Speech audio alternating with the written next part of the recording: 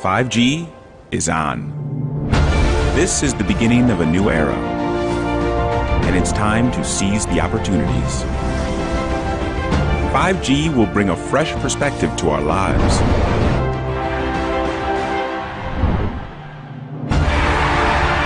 5G will inspire the future in unimaginable ways.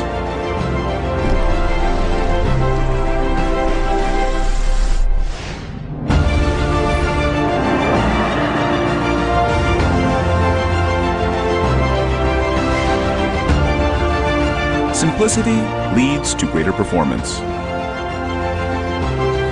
Greater performance will lead to desired results.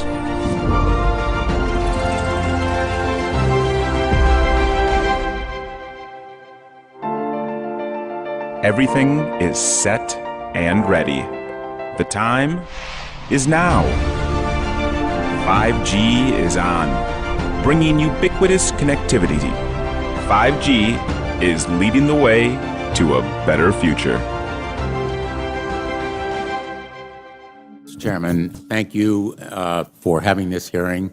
5G, as you well know, also uses higher frequency waves that don't travel as far and will rely on a network of hundreds of thousands, potentially millions of small cell sites. And the question then is, are there any health implications, any public safety implications to those additional sites that are likely to be located close to homes, schools, workplaces, and closer to the ground?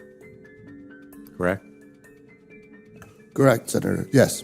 So my question for you, particularly Mr. Gillen and Mr. Berry, how much money has the industry committed to supporting additional independent research? I stress independent research. Is that independent research ongoing? Has any been completed? Where can consumers look for it? And we're talking about research on the biological effects of this new technology. Thank you, Senator. I think, thank you for your focus on the issue. Safety is paramount, and as you alluded to, we rely on the expert agencies, we rely on the findings of the FDA and others as to the requirements to keep all of us safe. There are no industry-backed studies, to my knowledge right now. Happy to visit with you as to what opportunities you think there needs to be more studies, and we're always for more science. We also rely on what the scientists tell us. So essentially, the answer to my question, how much money? Zero. I can certainly follow up with you, Senator. To my knowledge, there's no active studies being backed by industry today.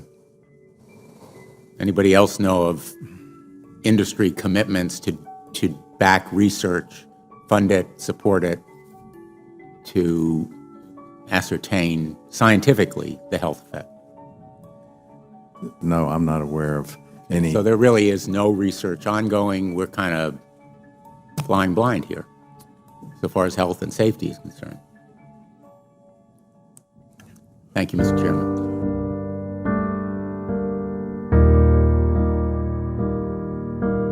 We are absolutely exploring the molecular biological impact of 5G. This is what nobody understands. That the human body is less than 1% human in terms of the cellular DNA. The rest of the 99% cellular DNA is microbial DNA. This is vital to understand, that the operating system of the human body is microbial DNA, which is junk DNA, and not human DNA. So 5G does not impact the human DNA very much. That's what they're telling us. Oh, we've done the tests on human DNA, but it's no negative effect. That is more or less true. But 99% of the cellular DNA in your body is non-human. It's microbial. That's the operating system, and that is being destroyed by 5G. Again, $17 trillion worth of infrastructure and not one single health and safety test of what is actually happening to the human biome. Because there are a few individuals involved in this, and there are a few signatures, wet ink signatures, that are allowing this ecocide and genocide to continue And so we are identifying who these signatures are in the compliance and standards agencies, in the United Nations itself, and also in the primary government sector that is allowing this to fast track without any health and safety standard.